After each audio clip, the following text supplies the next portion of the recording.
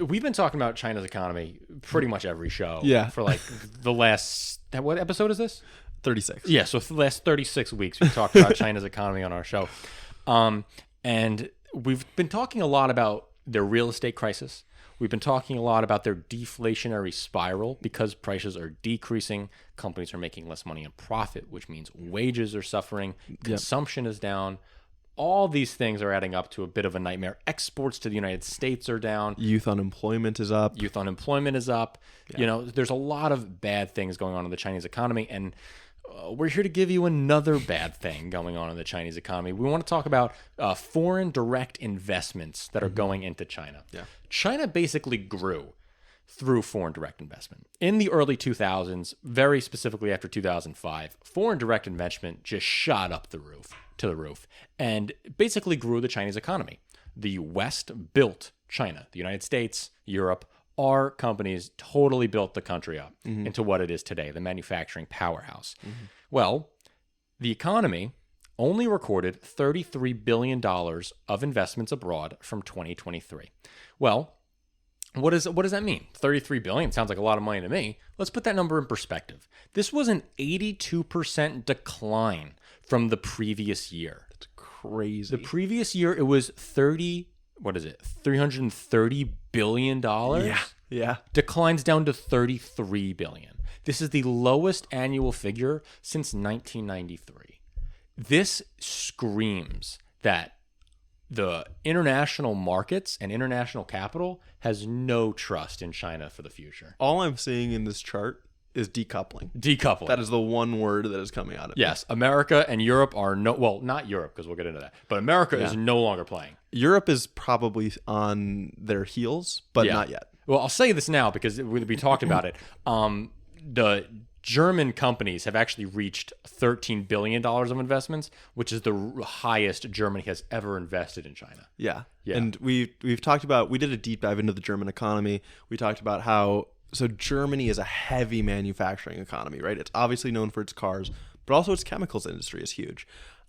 Both like heavy manufacturing industries takes a lot of energy. They've been dealing with an energy pricing crisis because of cutting off Russian natural gas since their invasion of Ukraine. And they haven't really been able to subsidize these companies well enough to make it worth their while to stay in Germany and do the manufacturing there. So where do these companies want to go? China.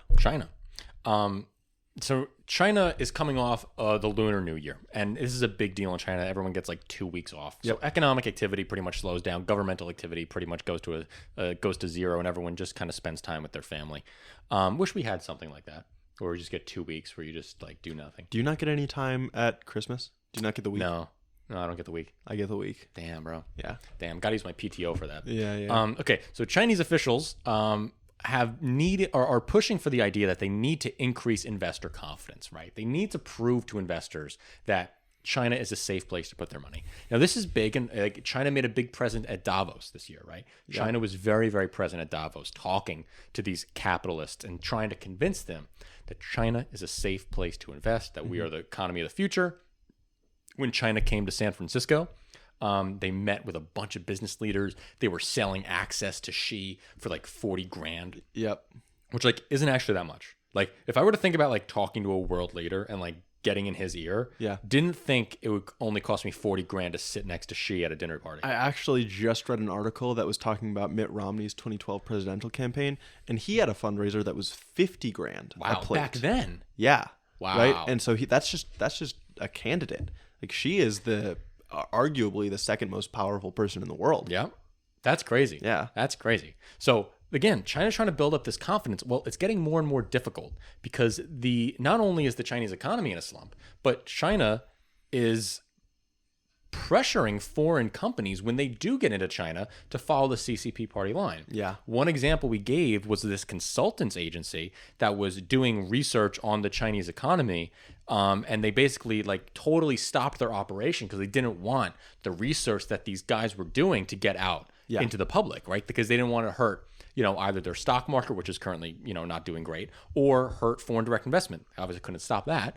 But, they've been punishing these companies. You have an example too, right? Yeah, well, there's an article that just came out like today out of the Financial Times that was crazy to me, that China is reviving Mao-era militias in state-owned enterprises. So China's state-owned enterprises have begun setting up in-house reserve military units, a legacy of the Mao era, in a sign of authorities' increasing concern about social and political instability amid the country's economic slowdown. Wow. The departments were historically groups affiliated with the People's Liberation Army's recruitment efforts at the county and village level under Mao, and today they typically conduct civil defense activities and contribute to military recruitment, promotion, and training. But experts say the formation of these corporate units reflect concerns from Xi Jinping about domestic stability rather than projecting international strength or building up their military capacity. Oh, this is a nightmare. Yeah, so talk about Western companies that might be worried about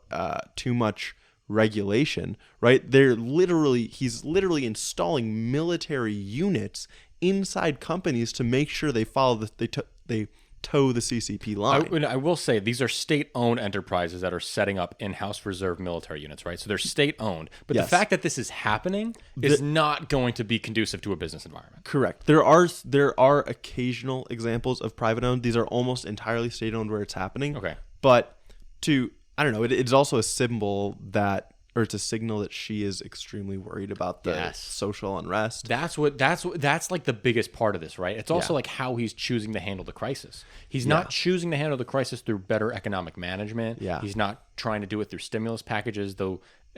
He's trying to do it through installing military units at companies. Yeah. Well, I wonder. I don't want to bulldoze you if you have more, but I wonder if he's worried about the debt crunch for China, and he's getting nervous about trying to infuse more money into the economy.